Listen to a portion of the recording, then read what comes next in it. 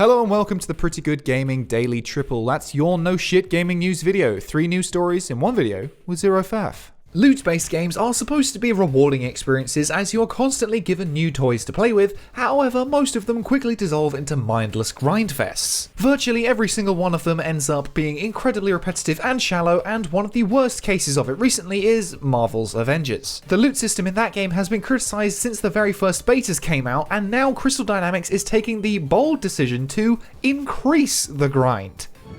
Why would you do that? In Marvel's Avengers, you have your character level, which is increased by earning XP, which allows you to unlock new abilities, and your gear level, which basically determines how powerful your character is. According to the game's website, XP and cosmetics are being reworked.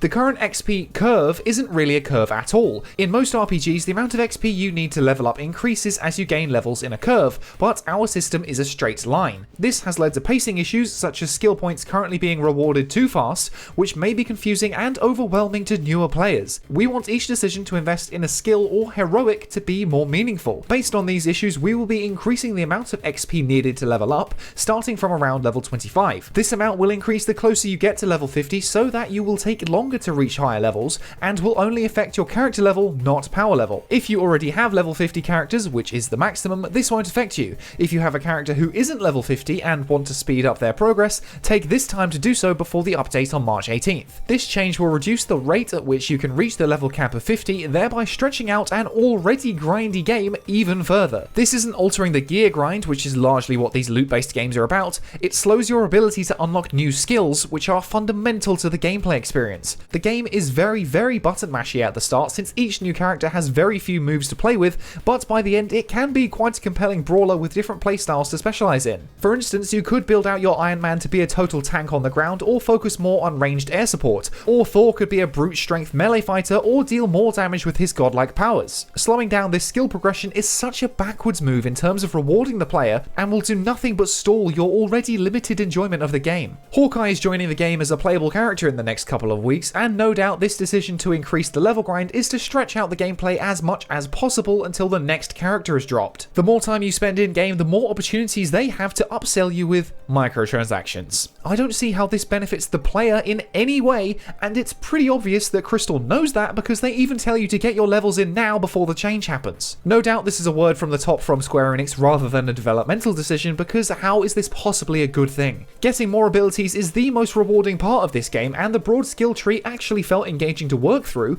but without that, what does the game even have left? Oh yeah, it's got cosmetics to grind for, which are also changing, but this one does sound like an improvement, to be fair. Sort of. You can earn cosmetics in Marvel's Avengers by grinding through each character's challenge card, or just cheating and paying for it, random chance items from chests, a revolving cosmetics vendor, and an exclusive microtransaction store. We'll be reworking how players obtain certain cosmetic items with the goal of providing more player agency and clarity about how to obtain them by removing randomness from the process. Currently, many of these items are only obtainable through a random chance in Strongboxes or in Chastity's store cosmetics vendor. We want to make sure that when you earn a cosmetic item, it is something you have had a choice in working towards. This is a super vague change and barely explains how exactly things will be improved beyond just not being random anymore. It does go on to say that cosmetics will be made available in the vendor store, but this isn't happening yet and will come in a future update, so in the meantime random drops will just be outright disabled. Getting random drops is an awful way to dish out content, don't get me wrong,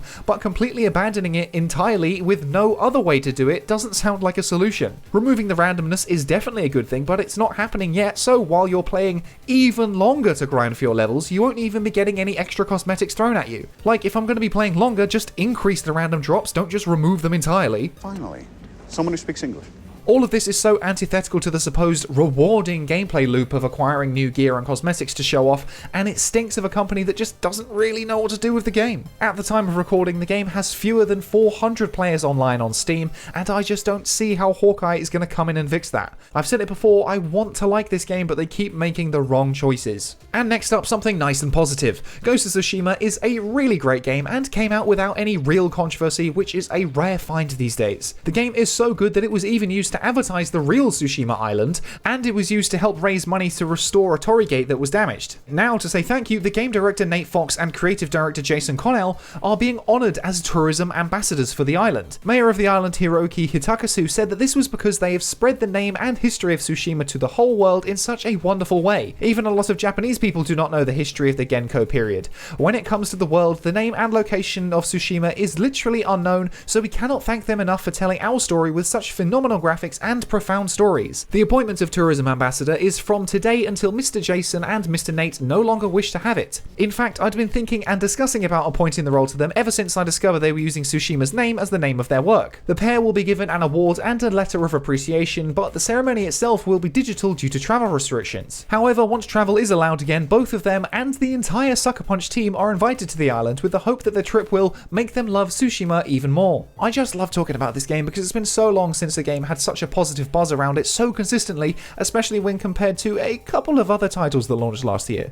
When it launched last summer, it smashed through 2.4 million copies within the first 3 days and became Sony's new record for an original IP. In Japan, the game saw the highest ever launch sales of any first-party PS4 game, and I don't see that being beaten anytime soon. After over 2,000 contributions, over $260,000 was raised to repair the damaged shrine, obliterating the original goal of $47,500. And let's not forget that, completely out of nowhere, the game got a multiplayer mode entirely for free without any sort of additional monetization. I'm sure there's some drama somewhere behind the scenes, and there always will be people whinging that, actually they didn't use katanas in the 13th century, or some journalist clutching at straws to say it's pro-imperialism, but for now I'm just going to enjoy a positive game. Let me have this small victory just this once. And finally, Valheim continues to be a real powerhouse as it just smashed through 5 million players just 1 month after launching into early access on Steam. On top of that massive figure, developer Iron Gate dropped a couple of other impressive statistics. Players have spent 15,000 years playing the game,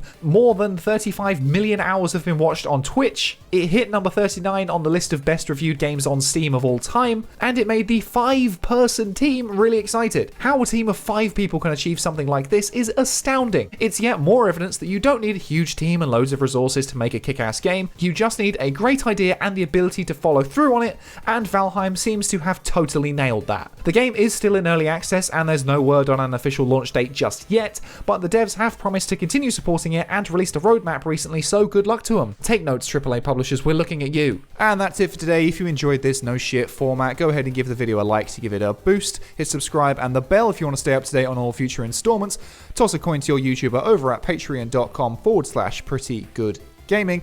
I've been Henry Cooper, that's all for today, bye for now.